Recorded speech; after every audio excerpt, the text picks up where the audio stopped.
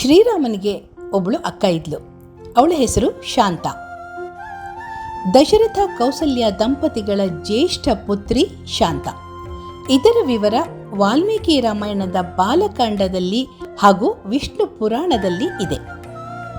ಒಮ್ಮೆ ಅಂಗದ ರಾಜ ರೋಮಪಾದ ಅಥವಾ ಲೋಮಪಾದ ಮತ್ತು ಅವನ ಪತ್ನಿ ವರ್ಷಿಣಿ ಅಯೋಧ್ಯಕ್ಕೆ ಭೇಟಿ ಕೊಡ್ತಾರೆ. ಈ ವರ್ಷಿಣಿ ಯಾರು ಅಂದರೆ ಕೌಸಲ್ಯಳ ಸಹೋದರಿ. ಈ ರೋಮಪಾದ ದಂಪತಿಗಳಿಗೆ ಮಕ್ಕಳಿರೋದಿಲ್ಲ. ಅವರು ಅಯೋಧ್ಯೆಗೆ ಬಂದಾಗ ಅರಮನೆಯಲ್ಲಿ ಶಾಂತ ಮುದ್ದು ಮುದ್ದಾಗಿ ಎಲ್ಲರ ಜೊತೆ ಆಟ ಆಡ್ತಾ ಇರ್ತಾಳೆ.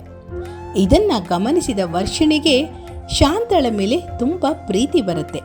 ಇಂತಹ ಒಬ್ಬಳು ಮಗಳು ತನಗೆ ಇಲ್ವಲ್ಲ ಅಂತ ದುಃಖ ಕೂಡ ಆಗುತ್ತೆ.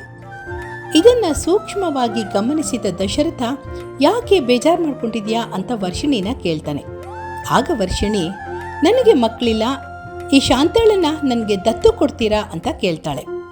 ವರ್ಷಿಣಿಯ ಅವಸ್ಥೆಯನ್ನು ನೋಡಿದ ರಾಜ ದಶರಥ ತನ್ನ ಮಗಳು ಶಾಂತಳದ ದತ್ತು ಕೊಡೋ ಬಗ್ಗೆ ಭರವಸೆ ಕೊಡ್ತಾನೆ. ಕೌಸಲ್ಯ ಕೂಡ ಒಪ್ಕೊಳ್ತಾಳೆ, ಯಾಕೆಂದರೆ ವರ್ಷಿಣಿ ಅವಳ ತಂಗಿ.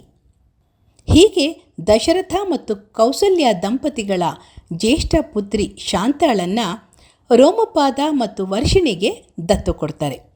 ಶಾಂತ ಅಂಗ ದೇಶದ ರಾಜಕುಮಾರಿ ಆಗ್ತಾಳೆ. ನಂತರ ಶಾಂತ ಋಷ್ಯಶೃಂಗ ಎಂಬ ಮಹಾ ತಪಸ್ವಿಯನ್ನು ವಿವಾಹ ಆಗ್ತಾಳೆ.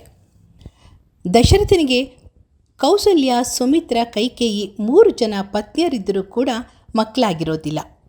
ತನ್ನ ರಾಜ್ಯವನ್ನು ಮುಂದೆ ನಡೆಸೋದಕ್ಕೆ ಒಂದು ಗಂಡು ಸಂತಾನ ಬೇಕು ಅಂತ ಪುತ್ರಕಾಮೇಷ್ಟಿ ಯಾಗವನ್ನು ಮಾಡಬೇಕು ಅಂತ ಯೋಚನೆ ಮಾಡ್ತಾನೆ ದಶರಥ. ಈ ಯಾಗವನ್ನು ನಡೆಸ್ಕೊಟ್ಟಿದ್ದು ಮಹಾತಪಸ್ವಿ ಋಷ್ಯಶೃಂಗ, ದತ್ತು ಕೊಟ್ಟ ಮಗಳು ಶಾಂತಾಳ ಪತಿ. ಈ ಪುತ್ರಕಾಮೇಷ್ಟಿ ಯಾಗದ ಫಲವಾಗಿ ಕೌಸಲ್ಯಗೆ ರಾಮ, ಸುಮಿತ್ರಾಗೆ ಲಕ್ಷ್ಮಣ ಶತ್ರುಘ್ನ, ಕೈಕೇಯಿಗೆ ಭರತ ಹುಟ್ಟುತ್ತಾರೆ. ಅಂದರೆ ಬಹಳ ವರ್ಷಗಳ ನಂತರ ಈ 4 ಜನ ಮಕ್ಕಳು ದಶರಥನಿಗೆ ಹುಟ್ಟಿದ್ದು. ಯಾಕೆಂದರೆ ಮೊದಲನೆಯ ಮಗಳಿಗೆ ಆಗಲೇ ಮದುವೆ ಆಗಿತ್ತು. ಶಾಂತಳನ್ನ ರೋಮಪಾದರಿಗೆ ದತ್ತು ಕೊಟ್ಟಿದ್ದ ಕಾರಣ ದಶರಥನಿಗೆ ಕೇವಲ 4 ಮಕ್ಕಳು, ರಾಮ, ಲಕ್ಷ್ಮಣ, ಭರತ, ಶತ್ರುಘ್ನ ಅಂತ ಹೇಳ್ತಾರೆ. ಆದರೆ ಶ್ರೀರಾಮನಿಗೆ ಒಬ್ಳು ಅಕ್ಕ ಇದ್ಲು, ಅವಳನ್ನ ದತ್ತು ಕೊಟ್ಟಿದ್ರು.